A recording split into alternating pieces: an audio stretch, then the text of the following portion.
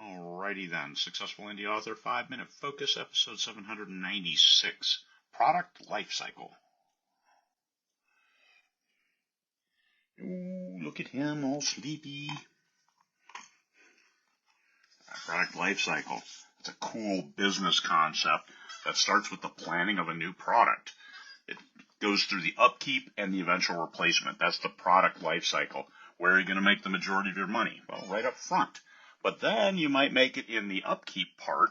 Think of the B-52. That thing's still getting upkept. What about, remember the Chevy Vega? Very, very cheap to buy, aluminum block engines, got good gas mileage, but it was only good for about 70,000 miles, and then you had to replace it. So if you weren't driving a whole lot, it was an okay car, just okay. But think about all those notifications you get. Your car may be eligible for an extended warranty. Your warranty is running out. You need to go. They're hammering that hard because they make more money off that extended warranty than you save. So keep that in mind. Product life cycle. What's the product life cycle of your book?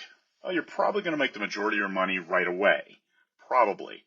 Now, you can always rejuvenate a book with a new cover, new marketing campaign, sales, promotions, all of that stuff. And so as an indie author, in the trad circles, you live and then you die.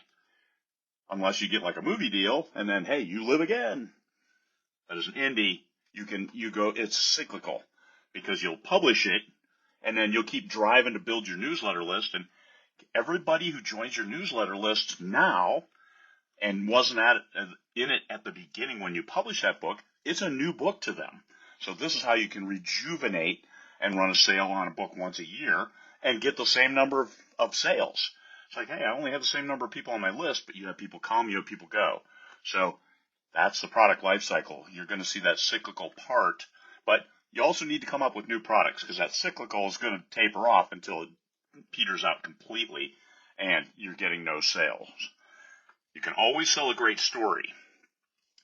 Harry Potter sold $1 billion in book sales alone on 7-book Harry Potter series, and that only tapped 9% of the market. So if you've made $1 million off your book, guess what? You've done really well. However, there's still a lot more readers out there who might like your book. Cyclical. But you've tapped the majority of the low-hanging fruit, another cool a consultant term. You got the easy stuff. And if you've sold $10,000 worth, then you've gotten the really easy stuff, even though it may have been really hard to get those numbers. Product life cycle. You can rejuvenate it by putting it in front of new people. Think of that old Ferrari Dino 246 GT.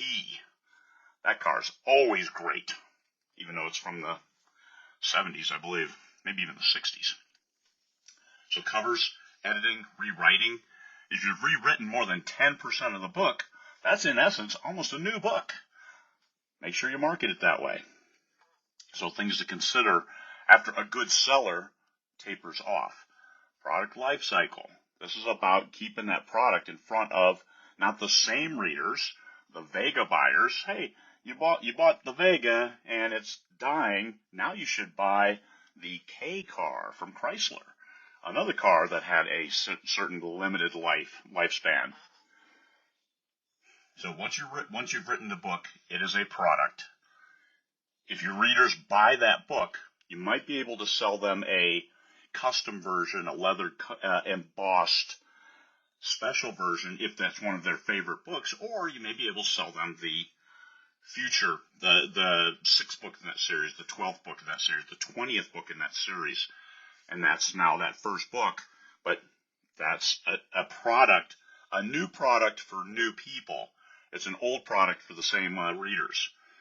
Keep your products fresh. And that's why I'm always a fan of keeping publishing, keep writing, even if you're only writing 1 book a year. Nora Roberts, she writes 4 books a year, which is very prolific for a traditional author. And she's been doing that for 30-some years. Good for her. Now she's got 100 and some titles. Look at that. 2 books a year, you do it for 30. That's 60 books. You can make a great living off 60 books and never have to write another book.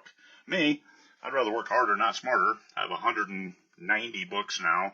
And yes, I keep writing because sell those old readers new books. So product lifecycle, I'm the product in this regard, and as long as I keep rejuvenating myself, they're still on board, almost like a subscription model versus a sales model.